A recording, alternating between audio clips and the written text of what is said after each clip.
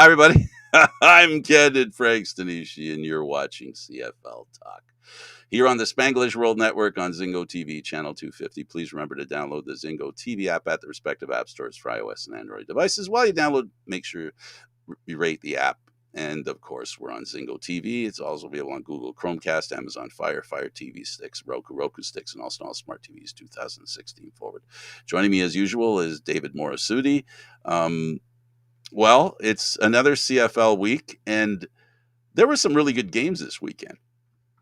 Yes, there were some good games because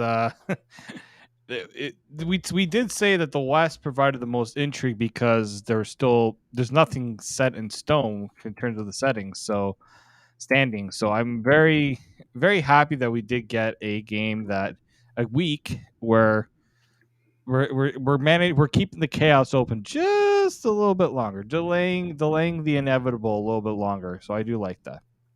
Well, right now, all we got left to worry about are the seedings in the Western Division. They need to determine who's going to be first. That's already been decided, and it's been that way for a month in the Eastern Division, with Toronto doing that. We're still not 100% sure who's not or in the playoffs in the Western Division, with Saskatchewan's loss, Calgary's win. They're still, they're in control of their own destiny with two of the worst options you'd want to have this year if you're in the Western Division. You got to beat the 1 and 2 team. We don't know which one's 1, we don't know which one's 2, but we do know they're both 1 and 2, and that's the team. Those are the teams that Calgary has to beat. Boy, oh boy, they're going to really have to earn the playoffs this year, because I don't know about Saskatchewan losing at home to Toronto, which would have to happen to give Calgary a bit more of leeway. And if you look at it from the Saskatchewan perspective, where if they can beat Toronto, that may very well clinch them making the playoffs, possibly. Yeah, I think when you look at, Calgary, you look at some of the things that the players were saying, like, we're fortunate to be in the position we're in. How many teams, right? How many teams look at their record and say, "Yep, we're a playoff team this year"? Because Stamps are 5-11, and yet they control their destiny. Because if they win, right, they put themselves in a launching pad right now. And here's the thing: the records would tell you that it doesn't matter who makes it to third in the West, because they got to play the Lions or the Blue Bombers, as you said. The Stampeders are playing the Lions this week. Right, they're coming off an emotional win on against the Rough Riders, a game they knew they needed to win. There's something to be said about desperation. Teams that are desperate, teams that have a lot more to play for, like BC. No matter what, they know that they got a playoff game, and it's going to be at home. The first game they play, whether that's the West semifinal or the West final, whichever way BC lands here. For Calgary, there's two things I'm concerned about. One, the emotional energy spent to get to the playoffs. Mm-hmm. And two, would they potentially be riding on their luck a little bit too much here too, right? Like, we know on paper the Calgary doesn't deserve to be in this tier with the playoff teams. But yeah, well, to your point, they have to go full throttle, and hope that they don't have any key injuries while they're going full throttle. Exactly. Like, they're already thin as it is, and unfortunately, they don't have the luxury of having, a lot on their side here. So I think for Calgary, the important thing right now is get yourself in and see what you can do. Right? Like, you can't put yourself in a position to say that when whichever team they do end up playing the playoffs, it's not going to take them lightly, because you're a professional. You got to treat everyone like professionals. That's the way it goes. My worry here, though, is, well, actually, it's not a worry, more so as, imagine if Calgary were to find a way to get into is the one that ends up getting to the playoffs. Imagine if they were to win that playoff game. And what that message, because how many times have we heard for years and years and years, oh, the East is so bad, the West beat each other up to get to the Grey Cup, and then the East has at times taken advantage. If I'm an East team, yeah, minus the Ticats. I mean, the Ticats could still finish with a 500 record. How do you think the East now feels that you got a team that has double-digit loss totals making it to the playoffs? Absolutely. But we've seen this in years past. We've seen the Argos win on a 500 record. We've seen Ottawa win the Grey Cup less than 500. So it would only be turnabout's fair play. I mean, Calgary was one of the victims both times. I think they were the victims to those stats. The East winning the Grey Cup when they were dominant and so dominant. Now they get a chance to slide into that role. So it's not impossible to finish the season, with a not so good record to make the playoffs. The advantage that those Eastern teams had was that they had a team. They had to only compete with the worst teams in the league, and the worst in the West, the worst in the East, that kind of thing. In this case, Calgary's trying to make the playoffs, and Saskatchewan's in their way, obviously. So yeah, I really like the way these games are shaping up. I mean, at this time of year, we're used to games that are not that meaningful, right? So it's kind of nice that we saw those two games back to back that had meaning. They were played like there was meaning, and that's what you can. That's the definition of being professional sports, right? That or being a professional team or a professional player. When you put that kind of effort, we saw Ottawa lose to Toronto like they've lost too many times this year. They've talked in Ottawa about the issue isn't effort. They make the effort. They're just not executing. I would suggest that that question might be answered by maybe they don't have the right game plan. But then again, how do you say that when you see what Ottawa did in the first half, and then you see what they did in the second half? So there's something missing there that they need to fix. And the Argonauts did not look very defensively acute. They did not have defensive acumen on their side. They were terrible defensively, and then I guess I don't know whether they worked things out or Ottawa lost track of how to generate offense. I don't know which, but those are the kinds of games that can be interesting, even though they smack of poor football. Right? I mean, the score was high. 40-23 is a lot. There are a lot of points. So if you love, scoring, you got your share of that. But a lot of the scoring that we saw was less about the fight and the defense. It was just the offenses seemed to have they had their own way with the defenses in that game. Yeah, I mean, no, there aren't. Every game is not going to be pretty, right? It's not like it, you're gonna have these games. It's an 18 game season. Not everyone's going to be at their best, especially when injuries are happening, guys are banged up, the weather's changing, conditions can have an impact too. So I'm not surprised to see games and efforts like this. It's bound to happen. And unfortunately it happens at the time of the year where usually you have the most intrigue. In the CFL, it just feels like in past years, everything seems to be predetermined early on in the season, and there's not as much shuffling as we'd like to see. So, Absolutely. So to close up the Toronto Ottawa game, Toronto goes 9-0 at home if you count the game in Nova Scotia as a home game, which it was counted as. So they went 9-0 at home this year. Great record. They're challenging for the best record in Argo football history, right? So, that's another thing that they're playing for. So, even though they're not playing all their starters, they still have a reason. They've convinced themselves of a reason to keep playing and keep trying. We were in the locker room and they reminded us of that, right? So that's on their mind. Being a team of history is on their mind. So they're still living with motivation, which is a good thing when you're in that situation. That's the one of the problems with when you clinch and when you're way ahead of everybody and there's no threat, especially as early in the season that the Argos did.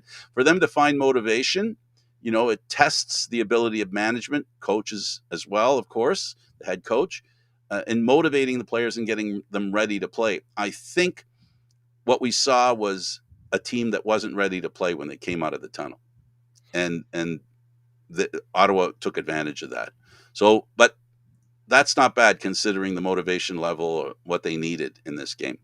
Well, I mean, Ryan Dinwiddie kind of said it too, right? Like he can tell when the team's not ready to go, right? And these games have been hard for them to get ready to go. First play out of the gate, 53 or 54-yard pass.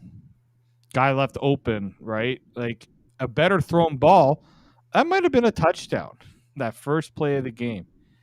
And to me, that's pretty much what it was, in my opinion. That is a, you know, that's a team that needed to get sort of pushed down in that regard, and then to see, okay, how are we going to respond? How are we going to respond to that? Absolutely. So the Argos win. They win big, 40-27. Let's go to the Ticats and the Lions. This was the feline affair. This was a back and forth affair. It was a great football game to watch. And somehow after the loss, Hamilton's a team that can't afford to lose. Not if second place was their thing. So they at least convinced at least the home crowd and the media that covers them. They were able to say they looked really good against the first or second best or third best team in the league. They looked really good, and the way they played was awesome. So they got something out of it. I don't know if that's fool's gold or not. What do you think? I think right now, if you're the Hamilton Tiger Cats, it's unfortunate you're not going to have that home playoff game. Mm-hmm. But the last few weeks, these have been competitive games they've been in. Most competitive games I've seen them play all year long. With a Absolutely. lot of confidence now that you got both quarterbacks going, both your top two guys. Question now is which one is the one that's going to They get. have a third too, which an Yep. outside chance to be a starter, but he's starter-ish. Yeah, I think the big one for me here is, yeah, you got two guys who are you're 1 and 2. You got the third guy who's had a lot of game playing time this year. Obviously, there's one you would prefer over. There's two you prefer over. Well, Boleva Mitchell's who they want under center. That's who they want. There's no doubt that's who they want.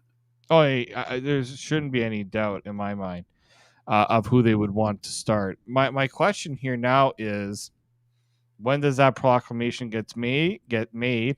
And now that you don't have as much to play for, are you going to continue to? Is this going to be kind of like an open tryout for the other guys?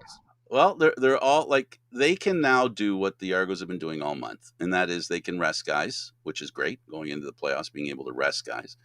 They don't have that many games to play with that subject. They can't let players get stale either. That's a concern for a lot of teams, and we've seen it with concern that Kelly's a bit rusty and he needs to get into shape. We know that Bo Levi Mitchell played a quarter, then he played a half and a bit. We know maybe that he'll probably play the better part of a game, maybe 3/4, if not the whole game, the next game. And then they might split the last game. I wouldn't be surprised if they did that. But really, we're going to find out how much they're depending on Bo Levi Mitchell and how much they feel he's their guy by how much he plays in these last couple of games. Yeah, I think like if you're Montreal, I know that you feel good about having that home game, but I don't know how I feel about going up against a team that seems to have found some momentum. That's the Right? price you pay when you don't finish first. I mean, if you're the Argos, get to kind of watch these two teams kind of go at each Slug other, it out.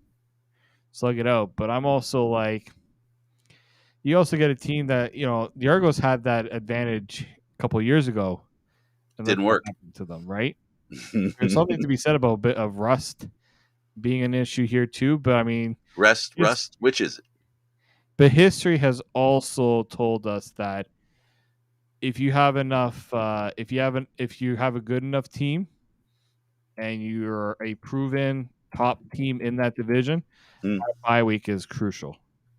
I think David, when they were eliminated by the Ticats 3 years ago, we'll call it 3 seasons ago, I guess, when they were eliminated at the end of that season in the playoffs, I don't think the Argos were ready for prime time.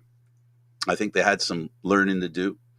And one of the biggest lessons in life and sports as well, doesn't matter what league you're in, the question is, it always is, can you win?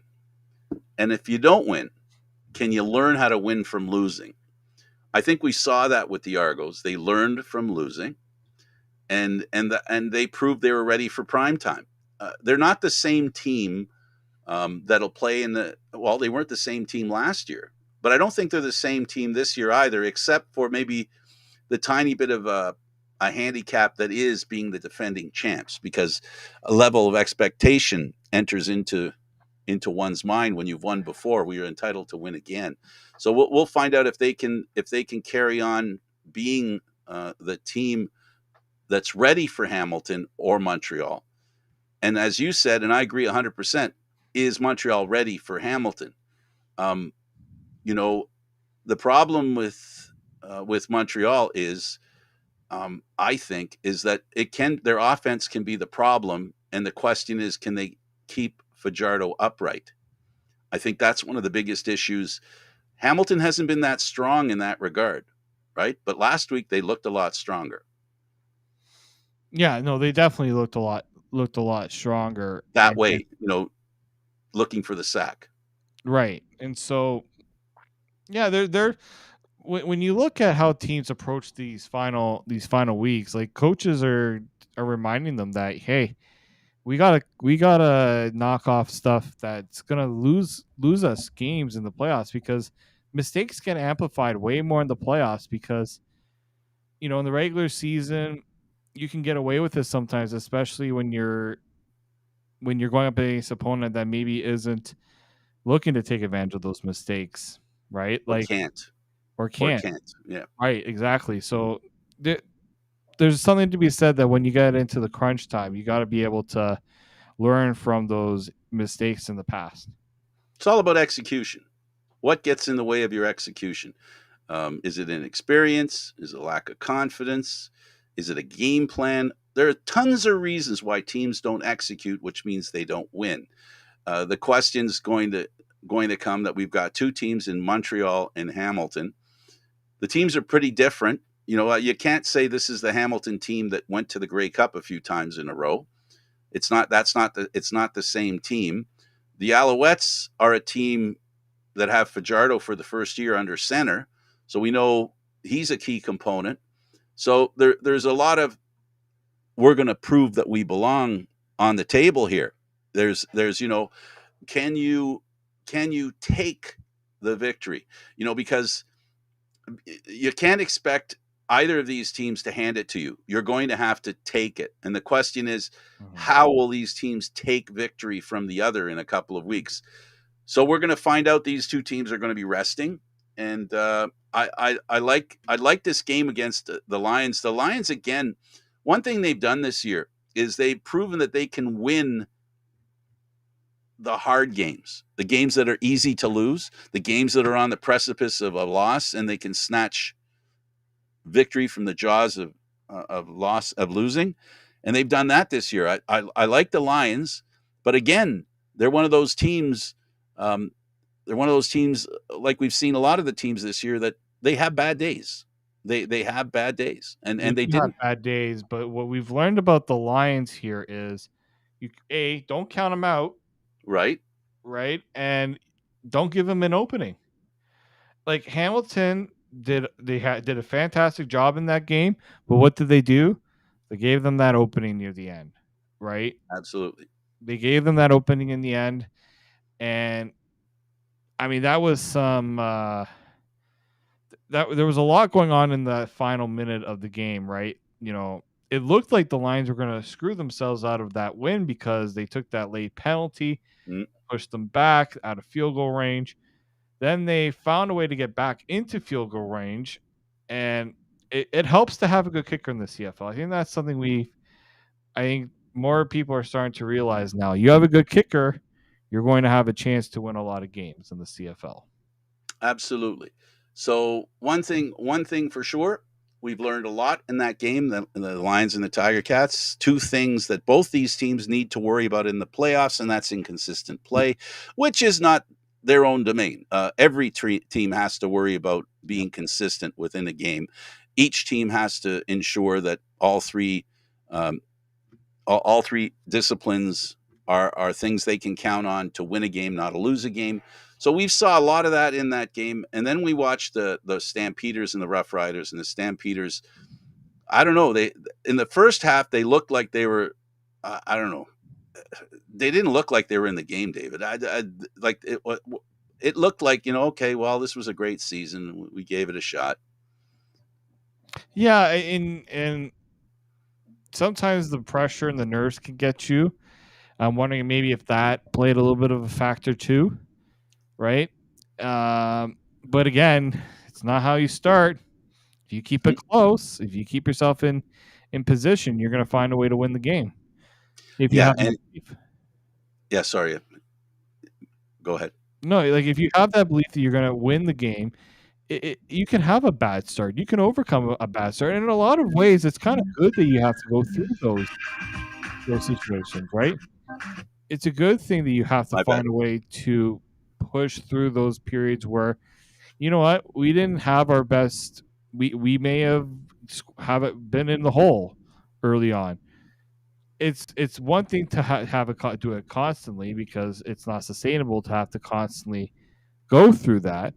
But I do think that there's something to be said about being in that position and finding a way out of it, finding a way to say, we're not losing this game. We are going to find a way to Absolutely. win this game. It's not going to be pretty.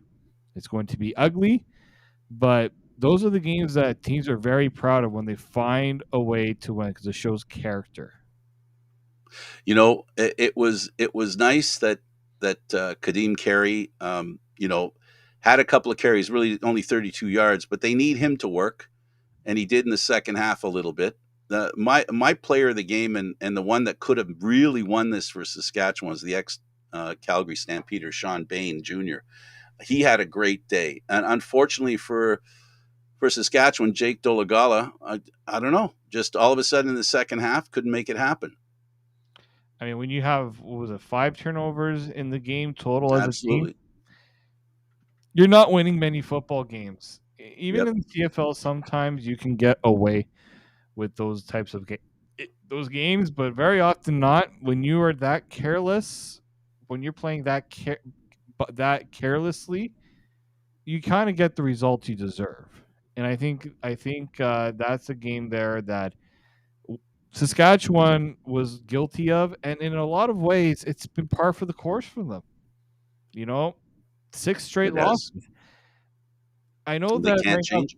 Craig Dickinson's trying to keep every measure of faith and confidence in his group, but I don't know how much the message is really being sold and being accepted right now by you know by fans right now. They're seeing this team in a free fall, right? This was supposed to be, you get yourself into that second playoffs, into that last playoff spot. You're in a good spot. Calgary's having a really bad year by their standards. Sure, you're not playing at your best, but at least you're putting yourself in a position to go out and basically say we can still give ourselves every chance to be in the playoffs. And what do? They open that door wide open for Calgary. So Absolutely. you got to really feel for Saskatchewan fans. I'm usually not one to have sympathy for them, but you know, Well, I am. I know a lot of them. They know me. I've gone. I've gone to Argo games in Saskatchewan. I haven't this past year. Um, I know many of them, and I know how diehard they are. They're the most dedicated, and I'll say this too, and they can smack me around a little bit when I see them, but they're one of the most insecure football fan bases. They feel snake bit. They really feel snake bit. Hamilton's fans have been. It's been like Saskatchewan was up here, and Hamilton's fans are starting to get there too, and you can't blame them. I mean, their teams do things that strike to the insecurity of the fans, and all I can say is, as far as the Rough Riders are concerned, yes, Calgary has the tiebreaker. But Calgary has 2 games against the 2 best teams, 2 of the best teams in the league, 2 out of the 3 best teams in the league at the very least, 2 of the 3 best teams in the league. So, and Saskatchewan has the Argos, and then they have another game that I think they can win, even if they don't. Well, I think they only have 1 game left, don't they? I should look at the standings before I say that. But anyway, Sorry, Saskatchewan has 1 game left. yeah, only the game to the Argos, then they go out on a bye. So they have to win in case Saskatchewan wins a game, one of those two. If Saskatchewan wins both those games, it doesn't matter. I'm sorry, if Calgary wins both those games, it doesn't matter what Saskatchewan does. That's the sad situation for Saskatchewan. And for Calgary and Saskatchewan, they have another similarity as well. One has to wonder, is this a learning curve for the Dickinson in Calgary to be general manager? And the Dickinson in Saskatchewan, has he played out the string there? You know what they say about coaches and stuff like that. They have a shelf life, right? And right now it looks like Dickinson in Saskatchewan may reach the end of his shelf life if they don't win and don't make the playoffs. Clearly, it might go as high as the general manager. With the Stampeders, it's a situation where I think the Dickinson in Calgary is safe because he took on a new responsibility this year, and that's GM. And I think they can't just fire him the first year after that happens. He's going to need time. They knew he needed time to fill that other chair, right? Wear that other hat. So that brother's a little safer. So I don't know. If the team in Saskatchewan can't figure that out, if they do care about the coach, they can't come out the way they did the last 6 games. It's that simple. And the Stampeders, they've got a new life in them. Before this week's game, and everybody should have known if Stampeders won, they could actually make the playoffs. But how many people in Calgary thought that their team had a chance to win and be in the playoffs? Both those things. Mm-hmm. Not many, I venture to suggest. So no, I think there's probably a lot of surprise right now in Calgary about what has transpired this year. Just because, yeah, it wasn't looking good for them. Everything would suggest, by looking at how the roster was, how the team was playing, this was going to be a letdown year. Yep. Quarterback play wasn't good. Defense was spotty, was leaky. Run game was being actually in a lot of ways inconsistent. So I'm not surprised that we're seeing if one of these teams were to drop back. I thought Saskatchewan was going to be the one team that was. So did I. Forward. Calgary, you're just like, you know what? Nothing really excited you about Calgary just because, they weren't really putting it all together, right? Like there was a lot of ifs and question marks you just can't have at this point of the year. So I think when you're looking at both the Dickinson brothers, well, one has had a lot of disappointing finishes to the year. Team hasn't reached the Grey Cup. Team has fell short of expectations a few times. They let go of a quarterback thinking that was going to be the one thing that solved their problem. That quarterback's in the playoffs. That coach that was coaching that quarterback is in the playoffs. And now it's almost like you're out of bullets in the chamber to say this was the issue, this was the issue, this was the issue. You don't have that anymore. Unfortunately, that coaching staff doesn't have it anymore. It's now squarely on them. And you also have to wonder how far up the ladder does it go? Absolutely. Right? Changing out one area doesn't necessarily fix the problem. I believe the last 2 years, Saskatchewan was 4-1. They proceeded not to make the playoffs last year, and they're headed that way this year, possibly. Mm-hmm. To start the year that and end up where they are, it's just unbelievable how for whatever reason, I think I'm going to use a phrase that the Argo team uses, the players and everybody. You want to be 1-0 this week. It seems to me Saskatchewan plays like they're 0-5. They played, the 6th game. The 6th loss was they played it like they were 0-5.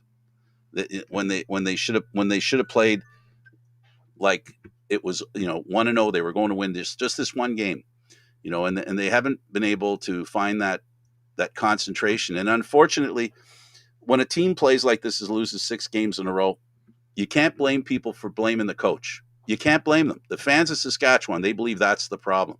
You can't go 6-0 and the coach gets away with it. Especially when it's an organization and a team that was ready made for the playoffs. Your point is 100%. This is a team that should have made the playoffs. This is not a team that should be struggling to make the playoffs. This is more of a team that should have been 10-8. Not what they are, right? So this is the problem with Saskatchewan. They did not meet the standard that they established going into the season, and that to me says, unfortunately, it says coaching. As what changed? It's how they come out of the tunnel. That's what changed. It's how they come out of the tunnel. So that's my last thing about the Rough Riders. The Stampeders can save their season, get the coach's playoff visit again, something that he's in danger of for the first time in what a 10 and a half years. He's been in the playoffs straight as a coach, this is new for the Calgary Dickinson. And that's the last thing I got to say. It's too much. Yeah, no, for them, for Saskatchewan, there were talks about it last year. Do they move on from the coach, right? Oh, there's got to be changed. So they're like, okay, we're going to send out Jason Moss and Cody Fajardo out, trot them out, and say, all right, here's your pound of flesh. Those guys move on, and what's changed, right? And so now the question now becomes is, are they going to now take a serious look at what went wrong this year? Absolutely. And then we talked a little bit about the Alouettes from the perspective of playing Hamilton. They beat the Elks 35-21. The Elks recovered their season, proved to be a really good team towards the end of the season. But I think this game looked like a game that the Elks players were deflated. Because it's been a tough emotional season for them. That 0 not winning for whatever it was, how many games, and now the end of the season comes and they finally, after playing really well, it wasn't enough, and I think this was a game where they were just emotionally spent. I mean, let's also not forget that you have a bad quarter, right? You allow 32 unanswered points. Yeah. And I think that last week's loss was took an emotional toll on this Elks team, right? They were supposed to be fighting for a spot right till the end, potentially, and they lost steam at the wrong point of the year, where you had such a brutal start. You bring in Trey Ford, you give him that opportunity. He comes out and he shows that he can be a quarterback in this league. You go on this pretty decent run, thinking you still have an opportunity, and then too little, too late. So I do think, it was a bit of an emotional roller coaster for that Edmonton team. Just too much up and down. But it was also just, look at the mistakes they made, right? Once again, special teams. You go out, you miss a field goal, and what happens? That field goal gets brought back all the way. How many times has that happened to this Edmonton team? Too many times. Right? How many times have they made those mistakes? Yeah, but I'm really gonna write this off too. This is just a game where we'll see how they, well, I think we'll see how they, it just, for me, it's a disappointment. It's a disappointment for me because of Calgary. Sorry, not Calgary. Calgary, because I'm thinking of disappointment, and the name Calgary popped out for some reason. The Elks, regardless of their former name, this is an organization, a proud organization. This is an organization that has fans that have a right to believe that they are a Class A team, a Class A organization, and they've suffered for far longer than I like. I wish they could recover. I hate to say it, but I'm proud to say it. I hate to say it, but I'm proud to say that I love all the teams in the Canadian Football League. I wish they could all be tied for first. Um, the one I cover, the Argos, is I see them the most, so I know them the most, and sometimes I talk about them more than anyone else because we spend a lot of time with them. I don't get to spend a lot of time with the Elks, but I do know the Knothole gang there, a whole bunch of fans that have loved that team for decades, and this team has not returned the favor.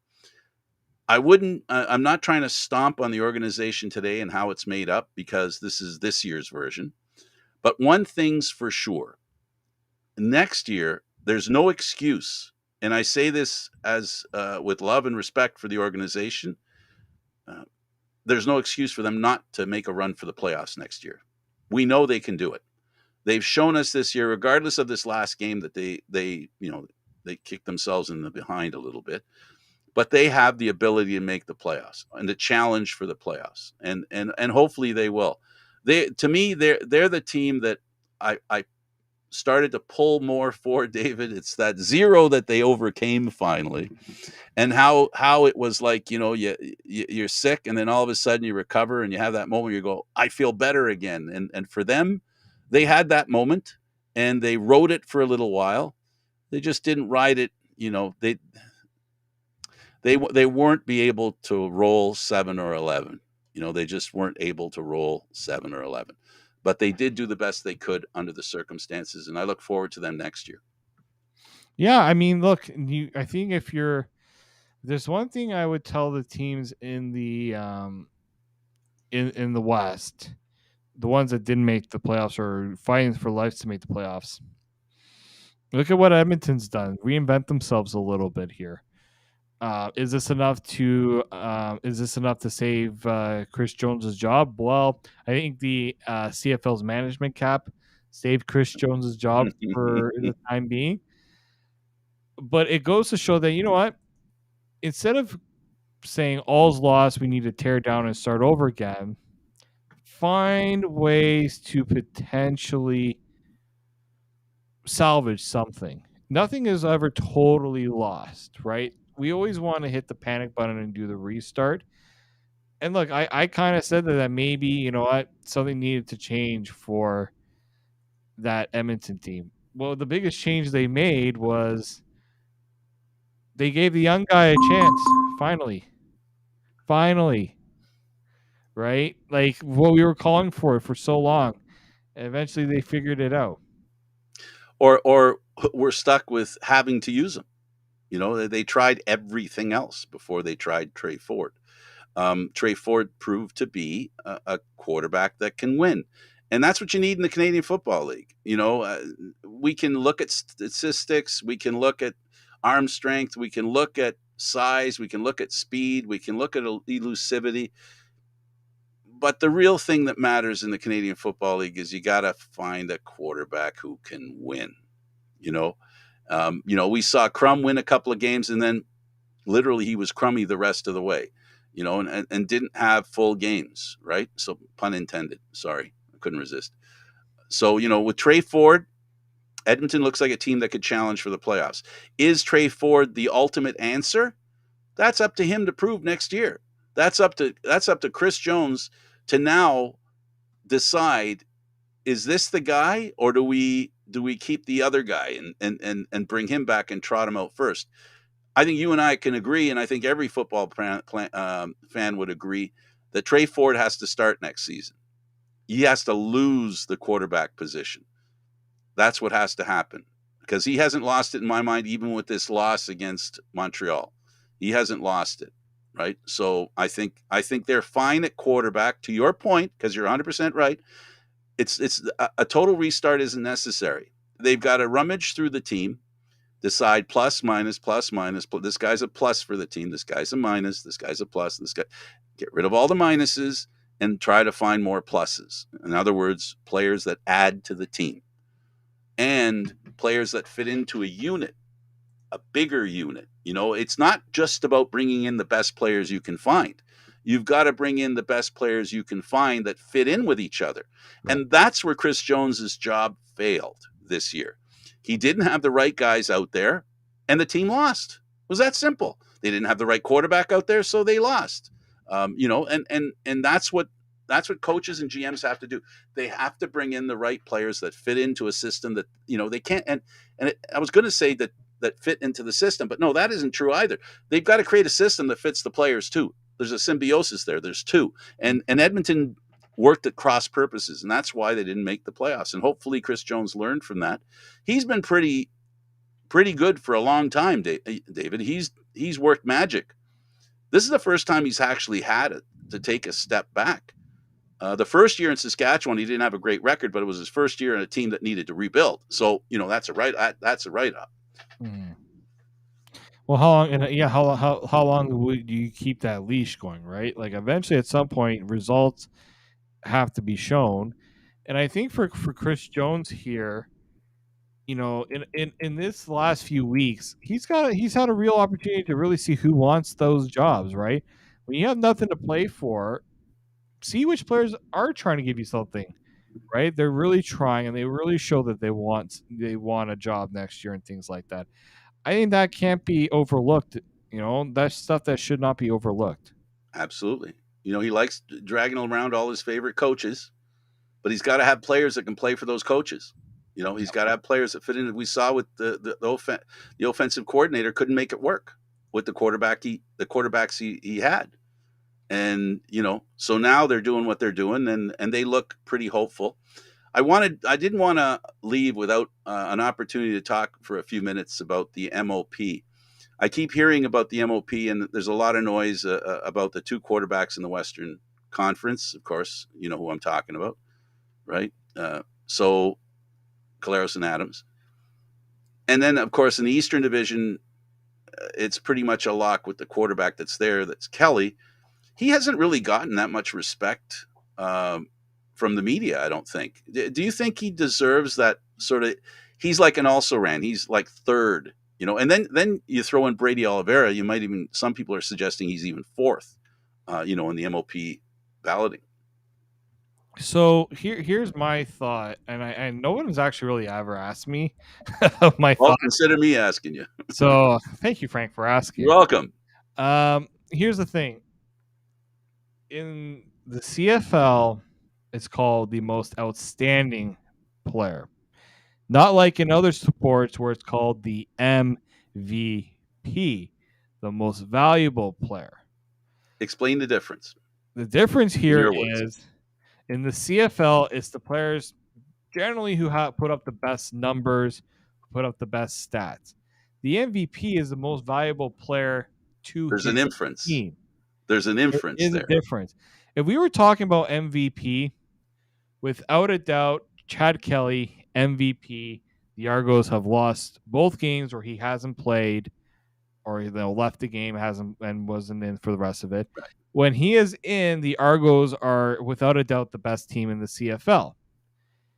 Now, when you're looking at the numbers, everyone will say, well, then it should be Zach Collaros, Brady Oliveira, Vernon Adams Jr.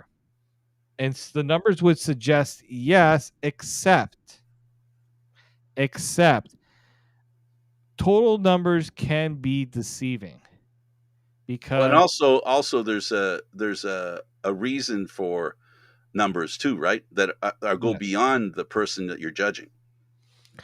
I don't just look at passing yards, and unfortunately, the CFL's stats don't really help a lot in this regard as well. So I always tell people go and check out the football database. That's where you're going to get the better stats, at least for this in the CFL's case. For now. Yep. Until the CFL gets their act together. Figures it out. Who has the best rating among quarterbacks this year? It is Zach Collaros. Chad Kelly's not far behind with that. The completion percentage between Kelly and Collaros are very similar. Even with Vernon Adams, they're very similar. Yards per attempt, I think Kelly is just small chance ahead. Kelly has thrown fewer interceptions. He's had the fewest sacks. And from what I would say, the issue for Chad Kelly is there's been so many games where the Argos have blown out teams that he doesn't need to go and throw for a bunch of yards because he's playing the game to win. But when he's playing and he has to play at his best, I look and I say, that's an MOP right there. But the issue is he hasn't had to be at that MOP rate every game. So that hurts it a little bit. If I should have a vote this year, I'm pretty sure I still have a vote. I would actually lean towards in the East. It's clear, no doubt, it's Chad Kelly. In the East, no doubt, it's Chad Kelly. In the West, you just brought up Brady Oliveira's name, and you can definitely make the case for Brady Oliveira, right? 1400 right now he has 1,400 yards rushing, 7 touchdowns. I'm just looking right now to see how many receiving yards on top of that, because I mean he's the total package as a running back in my opinion, right? He's not Absolutely. a one dimensional player. The thing is, when was the last time a non quarterback won the MOP? Right. I look back to I think 2019 when Cornish? Brandon Banks won it. Oh, Brandon Banks. Okay. Won in 2019. Solomon Illuminating won it in 2014. It's funny because we went through a stretch for 3 years straight where it wasn't actually a quarterback that won it. It was Illuminating, Cornish, and Chad Owens back to back to back. But then it's always quarterback, quarterback, quarterback, quarterback. Yeah. To me, I wonder if the people voting are going to be able to say it should be the best player, not the best quarterback. I, I I get think that. I think if Brady Oliveira is the guy that's picked in the West, a good chance. I think it's going to be one of the guys in Winnipeg that wins it. I just don't think there's enough of a media backing towards Chad Kelly. Chad Kelly has also been the victim of his team being so good so early that he's not putting himself in positions to win awards. And look, if you ask Chad Kelly, yeah, it'd be nice if he won it, but that's not what he wants. I'll make it short and sweet. By my And I didn't definition, make it with short and sweet, so it's no, no, I'm going to make it short and sweet because I agree with pretty much everything you said, and I'll sort of melt it down to this: the word value and outstanding. Those two words, value and outstanding. There's no question Brady Oliveira carries a lot of value, as does Caleros, as does Adams. But the part that I think makes Kelly the outstanding player, outstanding, in other words, he stands out. He stands outside of those players that you're talking about. He stands alone in the position where he's a rookie and he leads his team to the best record they've ever had, clinching sooner than they've ever clinched. That's what makes him outstanding. And that's what makes him the most outstanding player, the MOP, in my mind, because of him being a rookie. What he's done is outstanding. So you can be third in a line of statistics, but you can still be more outstanding than the other players for reasons other than touchdowns, receptions, running yards, all that stuff. What makes him the most outstanding player in the Canadian Football League this year is the simple fact that he's a rookie. That makes him outstanding. May not make him valuable, but it makes him outstanding. yeah. And look again, that's why I wouldn't be surprised if he wins it because he's everyone talks about in just sheer awe of why Chad Kelly would deserve it. Um, I just wondered, is there enough backing? We think this? Do enough people think this? Again, if it was most valuable player, I think, like you said at the top, I think we're not understanding, or is it just the CFL wanted to have a different wording? They didn't want to use MVP. They wanted a different word. But Mhm. I think there's a lot of meaning in like I said, the difference between outstanding and value. They're two different things, and I think when you say outstanding and you look at a group of players, when you say most valuable, and you look at the same group of players, I don't think you come up with the same list, the same order, you know, because like I said, it's a great thing that that if he becomes the most outstanding player, good for him. Lucky for the organization, they've got this rookie. If they pick any of the other players that we discussed, any of those four players, in my mind, it doesn't matter about whether it's MOP or MVP. They get the honor. I can't see anybody arguing too hard against any of those other players because each of the four of them have done a lot to contribute to the team's success. They just did it from different points of reference. As I said, the difference is you have three guys that have been part of an organization and continue to do greatness and maybe even gone a little further in the greatness value.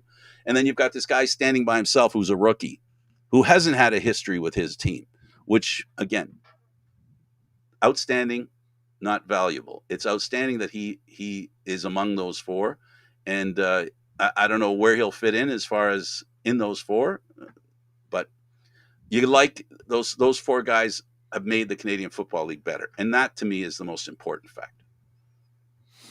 I totally agree. Final word to you.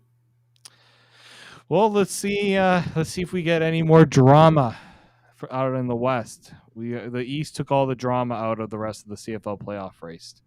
Yeah, and you know it's going to be interesting, that race for the final playoff spot. I said you'd have the last word. I threw in a little bit there. That's okay. Sure. Okay, so tell me the best game this weekend. Do you think of one that'll be the best game, most significant to watch? I think. Well, I mean, it's got to be BC and Calgary. To me, for that's many reasons to watch. Absolutely. Thanks for doing this, David. Thank you, Frank. For David Morassutti, I'm Candid Frank Stanisci. Thank you for watching CFL Talk, airing live Mondays at 9 p.m. We did it a little different time today. This show can also be heard on the Spanglish World Radio Network. For CFL Talk, news, entertainment, and other sports programming, please check out spanglishworld.ca. Spanglish World. Watch it here, read it, download it, and live it. Thanks for watching, and don't forget Candid Frank Stanisci, 10:30 on YouTube. Until next time, ciao, ciao.